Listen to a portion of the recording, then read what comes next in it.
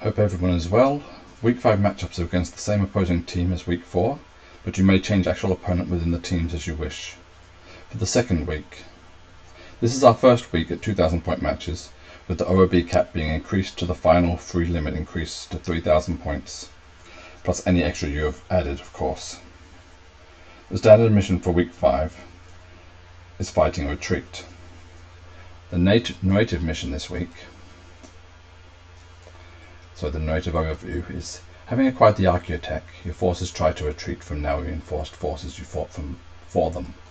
Regrouping with your own reinforcements as you go, you fall back toward your foothold, unaware that a section of your battle force has been cut off in an enemy trap.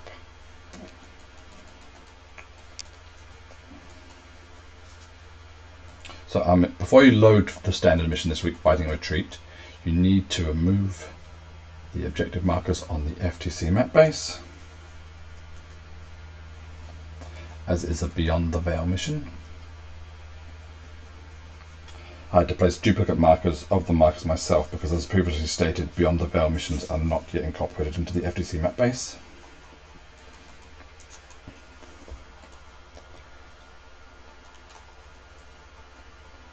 Once loaded in, you'll notice that the terrain at this end of the map is slightly more spread out than the terrain at that end of the map. This is to make sure I applied the rule in the mission to have all terrain at least 3 inches from the objective markers.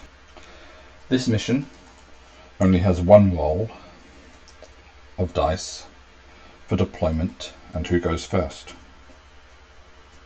as attacker always goes first in this mission. The attacker and defenders have 2 board edges each. This will be the attacker's board edges. This is the defender's board edges. So the defender has the side with the objective markers.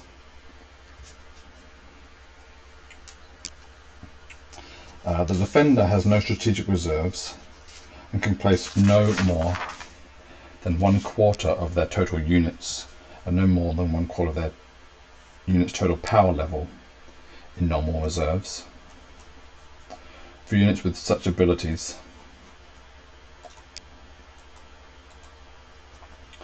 note this mission, unlike last week's, does not round up for those limits on unit numbers and power level. So, for example, if you have 15 units, you can only place 3 of them in strategic reserves. If 11 units, you'd only be able to put 2 in, etc. After the reserves have been declared and the defender has deployed, the attacker deploys all of his army that has not been declared as reserves to follow normal reserves limiting rules at the end of the reserves step of his first movement phase, in a manner similar to the strategic reserves rules, except instead of within 6 inches of and other limitations rules, it is within the unit's movement range characteristic of an attacking deployment edge and more than 1 inch from enemy models. Units that cannot move further than the narrowest section of their base model must be set up touching the battlefield edge, such as aircraft or planes. Planes should be fine because they can move a long way, but something that's got a really, like maybe a Hierophant would probably be a problem with this rule. So if its base is bigger than its movement characteristic, it has to be touching the battlefield edge. And of course, models cannot hang off of battlefield edges, so you have to be fully on the map as well. I'm sure everyone's aware of that. These models set up as reinforcements cannot do any normal moves, advances, fallbacks, or remain stationaries. So counters remaining stationary stratagems, mainly 9th edition ones, cannot be used the first turn for the attacker's deployed units. But counters not moving stratagems, mainly 8th edition ones, will work for avoiding firing penalties. And of course, all abilities to move after the movement phase won't work for the attacker turn 1, which is the standard with units coming from reserves. This mission's objectives are score 20 points at the end of each battle round if you control the objective marker that matches the battle round number. So there's 2, 3, 4, and 5. There's no objective marker 1, so you will only be scoreable from battle round 2. At the end of the game, there's a bonus 40 points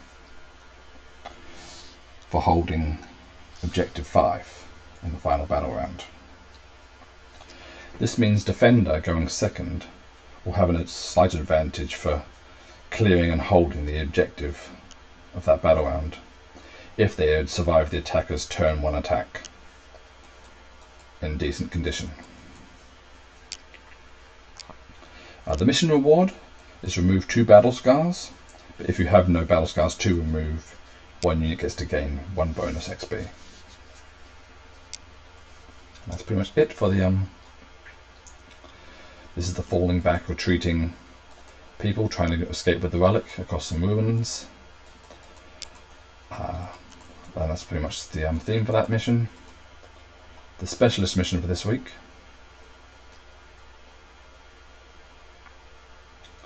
doesn't require objective markers.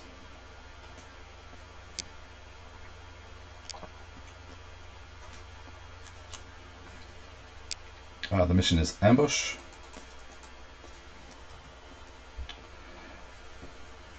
Which you can load in the deployment zones for using the FTTT map base. Just click left once, there you go.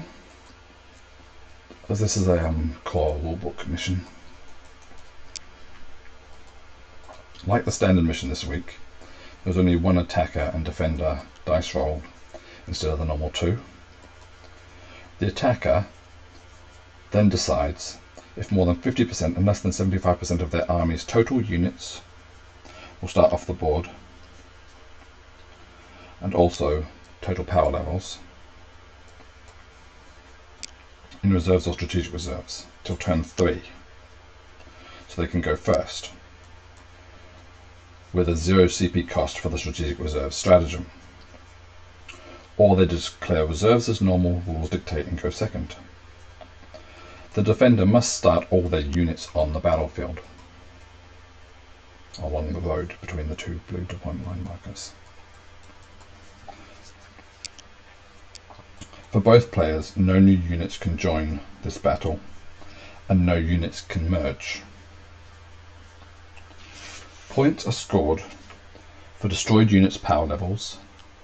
If a unit has split, the power level should be split as evenly as possible between the new units, except Tau drones, leaving a larger unit. In that case, the larger unit has the whole power level and the Tau drones have a power level of 0. At the game end, players score a bonus 10 points if the enemy warlord was killed, and throughout the game it's the power levels of units they've killed, so however many points the power level of each unit they kill is worth, plus the 10 points if they kill the warlord bonus on top. Whoever has the higher point score wins. The mission reward is 1 battle trait on a unit that took part and can receive battle traits. Hope we all have a good week and good close games. I'll see you all next week for another video.